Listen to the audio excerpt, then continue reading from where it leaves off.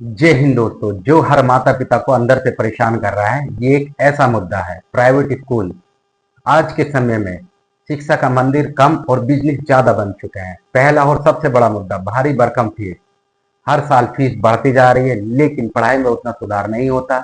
माता पिता अपनी कमाई का बड़ा हिस्सा सिर्फ स्कूल की फीस में खर्च कर देते हैं।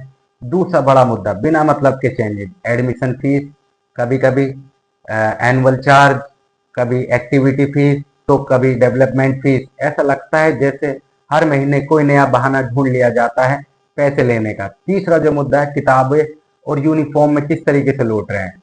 स्कूल खुद तय करते हैं कौन सी किताब खरीदनी है और कहाँ से खरीदनी है। बाहर सस्ती मिलने वाली चीजें भी स्कूल के जरिए महंगी मिलती है, यानी हर जगह से पैसा निकालने का सिस्टम बहुत अच्छे तरीके से इन्होंने बना लिया है। चौथा जो मुद्दा है, डर और दबाव का माहौल। अगर फीस लेट हो जाए तो बच्चों को क्लास से में बेइज्जत किया जाता है, बाहर निकाला जाता है, एग्जाम में ना बैठने दिए जाने की धमकी दी जाती है। ये बार बार नोटिस भेजे जाते हैं माँ बाप को। क्या यही शिक्षा है, यही पढ़ाई है, इस तरीके की एजुकेशन है?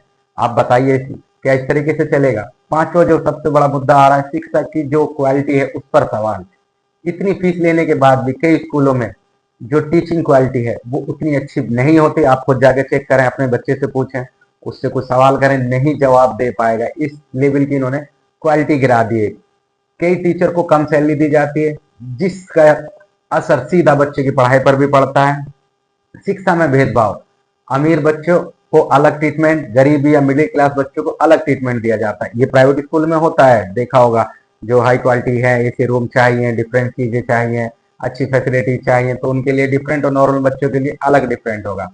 पूरी तरह से कमर्शियल सोच बनी हुई है। आज प्राइवेट स्कूल का मकसद ज्ञान देना नहीं बचा। किसी बच्चे को उठा के देख लो वहां के, मुझे कुछ हद तक है, कुछ अच्छे स्कूल हैं, पर किसी को उठा लो, इतना हाई लेवल का अच्छा ज्ञान नहीं होगा, बल्कि ज्यादा से ज्यादा मुनाफा कमाना हो गया है, ज्ञान तो खत्म ही हो गया।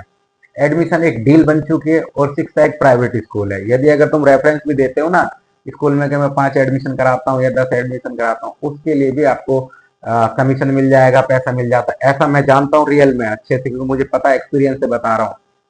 क्या यही भविष्य है हमारे बच्चों का? इस तरीके से फ्यूचर बनेगा जहाँ शिक्षा भी एक महंगा सौदा बन गई है और हर चीज में पैसे तय हों कि हाँ भाई, ड्रेस के पैसे इतने, स्कूल के पैसे इतने, बुक के फीस इतनी, जूते इतने, जुराब इतनी।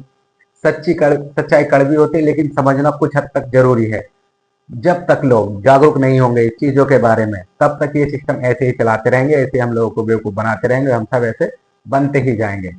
अब आपके एक सवाल हुआ था, राजीव दीक्षित का है, तुमने कभी सुना होगा, उसको एक मजाकिया तौर में बना दिया। उसने पूछा था कि शिक्षा क्या है, और उसमें एक टीचर ने किस तरीके से जवाब दिया, अपनी वीडियो वायरल हुई, तो उसका सवाल बहुत शानदार था। इन्होंने शिक्षा को आज के टाइम में क्या कर दिया, पूरी तरीके से लूटने का साधन बना बना चुके हैं। अब मान के चलो जिसके पास 3 बच्चे हैं, ये छोटी क्लास की फीस भी 5 से 10 हजार रुपये पे करनी पड़ रही है, तो 15 हजार उसके ऐसे ही नॉर्मल हो गए। और एक मिडिल क्लास, एक जॉब करने वाला बच्चा, कहाँ से पेरेंट्स इस तरीके की फीस दे पाएंगे, बच्चों को पढ़ा पाएंगे? ये कुछ ना कुछ नए फॉर्मूले निकाल के ले आते हैं। कभी एनुअल फीस के नाम पे लेके आ जाएं, कभी ड्रेस कोड के, या फिर कोई प्रैक्टिकल लेके आएंगे, कुछ सेमिनार वगैरह, हर तरीके से चारों तरफ से आपको यानी पैसा ही पे करते रहना है। अभी मैं देख रहा था बहुत सारी न्यूज, स्कूल की किताबें कितनी महंगी होगी। दूसरी बात, चलो मान के चलो तुमने मुझे एक 5वीं क्लास की बुक दी, अगले साल दूसरा बच्चा उन्हें यूज नहीं कर सकता क्योंकि उसका पैटर्न ये चेंज कर देते हैं। तो इस तरीके से शिक्षा चलेगी?